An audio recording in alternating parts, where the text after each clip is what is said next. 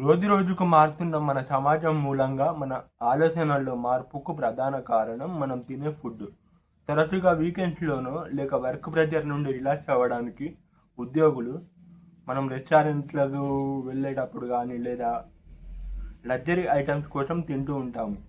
ఆ తినే ఫుడ్ వెనకాల ఎన్ని చీకటి నిజాలు ఉన్నాయో మీకు తెలుసా? ఎక్కువ ఖర్చులు గల ఫుడ్ తింటున్నాం. రూపాయి ఖర్చు లేకుండా రోగాలనేటివి తెచ్చుకుంటున్నాం మనం. ఇది మనకు తెలియని అక్షరాల నిజం. నేనెందుకు ఇలా అంటున్నానో మీకు ఇప్పటికే అర్థమై ఉంటది.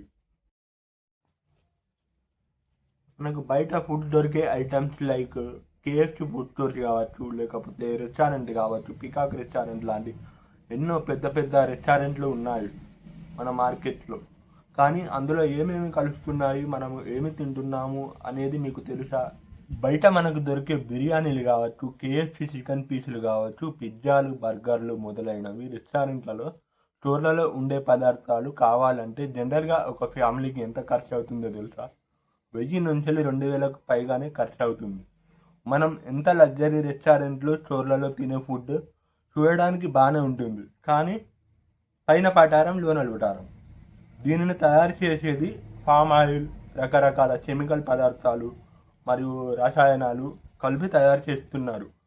మన దరిద్రం ఏమిటంటే మన కళ్ళకు కట్టినట్టు ఇన్ని దరిద్రాలు జరుగుతుంటే మనం లైట్ తీసుకుంటాం. కానీ ఏదైనా ఒక చిన్న వ్యాపారి దగ్గర, రోడ్ సైడ్ అమ్ముకునే చిరు వ్యాపారినో, మార్కెట్లో అమ్ముకునే మస్కబాన్ వ్యాపారినో మనం క్వశ్చన్ చేస్తాం, అడుగుతాం, ఆరోపణలు క్రియేట్ చేస్తాం. పోనీ మన గురించి కాకపోయినా మన పిల్లల గురించి అయినా ఆలోచిస్తామా అంటే అది కూడా లేదు. మనం తినే బిర్యానీలు, కేఎఫ్‌సి చికెన్ పీసులు, బిర్యానీలలో కలిపే మసాలాలు ఏమిటో తెలుసా? ఇది విషం. ఇది మీ పిల్లలకు పెట్టే స్లో పాయిజన్ అన్నమాట. దొరికే మనకు మోనోసోడియం అనే కెమికల్, అది ఎంత డేంజరో తెలుసా? ఆ కెమికల్ వల్ల మన బ్రెయిన్ ఎంత డ్యామేజ్ చేసుకుంటున్నామో, మరియు ఎంత డిఫీట్ అవుతున్నామో, డిఫికల్టీగా బిహేవియర్ చేస్తున్నామో మీకు తెలుసా? ఫర్ ఎగ్జాంపుల్, మనం రోడ్డు మీద వెళ్ళినప్పుడు, మనం ఏదైనా పని మీద బయటకు వెళ్తున్నప్పుడు ఆ రోడ్డు పైన వచ్చే వాసన ఎంత గుమగుమలాడుతుందో తెలుసా? ఆ రెస్టారెంట్లలో ఉండే వాసన ఆ యొక్క మన బ్రెయిన్ కంట్రోల్ ఎలా చేస్తుందంటే చాలా బాగా అట్రాక్ట్ చేస్తాయి అన్నట్టు. అది ఎట్లా అంటే ఆ కెమికల్ అనేది మన బాడీలో పడడంతో డైరెక్ట్ నువ్వు అది తినాలని అనిపిస్తుంది. ఇది పెద్ద పెద్ద వాళ్ళ నుంచి వెళ్ళి చిన్నపిల్లల వరకు ప్రతి ఒక్కరిని కంట్రోల్ చేస్తుంది. ఇంకా చిన్న పిల్లల్ని అయితే మరీ దారుణంగా కంట్రోల్ చేస్తుంది. ఇది ఎలా అంటే దీనికి పిల్లలు చాలా అడిక్ట్ అవుతారన్నమాట. ఈ రేంజ్లో ఉంటుంది. మళ్ళీ మళ్ళీ తినాలని ఆ పిల్లలు పదే పదే గుర్తు చేస్తూ మారం చేస్తూ ఉండడానికి కారణం అందులో ఉండే మోనోసోడియం అనబడే ఒక కెమికల్ అన్నమాట. ఇందులో రకరకాలైన కెమికల్స్ కలుస్తాయి కాబట్టి దీనికి మనం దాదాపుగా దూరంగా ఉండడమే మంచిది. ఎంత దారుణం అంటే చిన్నపిల్లల్లో కూడా, ఈ రోజుల్లో చిన్నపిల్లల్లో కూడా 15 సంవత్సరాలలోపు ఉన్న పిల్లలకు కూడా బీపీ, షుగర్ రావడం అనేది ఎంత డేంజర్ తెలుసు కదా. అట్లా మనం పిల్లల్ని మనం కాపాడుకోవాల్సిన బాధ్యత మన పైన ఉంది. మన విషయం అంటే పక్కన పెడదాం, మన పిల్లల విషయంలో జాగ్రత్తగా ఉంటేనే మన పిల్లలు ఫ్యూచర్లో మంచిగా ఉండడానికి హెల్ప్ అవుతుంది. మీరు మీ పిల్లలకు బయట అలాంటి ఫుడ్ పెట్టడం వల్ల ఫ్యూచర్లో మీరే పరిణామాలు ఎదురు చూసుకోవాల్సి ఉంటుంది.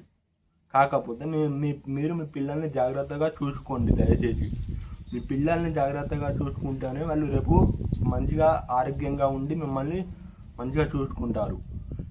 ఇప్పుడిప్పుడే మోకాళ్ళ నొప్పులు అవి ఇవి ఈ చిన్న చిన్న వయసులోనే జరుగుతున్నాయి. ఇలాంటి ఫుడ్ పదే తినడం వల్ల పిల్లల్లో ఒబేసిటీ, అల్సట, మానసిక సమస్యలు మరియు ఇంకా ఇతర రకరకాలైన సమస్యలు వస్తున్నాయి. కాబట్టి జాగ్రత్తగా ఉండండి. ఈ రెస్టారెంట్లకు ఎవరైతే పర్మిషన్ ఇచ్చారో వాళ్ళు దానికి లోబడి పనిచేస్తున్నారా, లేకపోతే చట్టాలని ఉల్లంఘించి మరి రకరకాల పామాయిళ్ళు, నూనెలు అవి ఇవి కలిపి అవి కలుపుకుంటూ కస్టమర్లకు అట్రాక్ట్ చేసే విధంగా ఇలాంటి కెమికల్ కలిపి, డేంజర్ కెమికల్స్ కలిపి మన ఫుడ్ సేఫ్టీ అధికారులు ఎటువంటి చర్యలు తీసుకోవడం లేదు. కాబట్టి దయచేసి దీని విషయంలో గవర్నమెంట్ కూడా రియాక్ట్ కావాలి.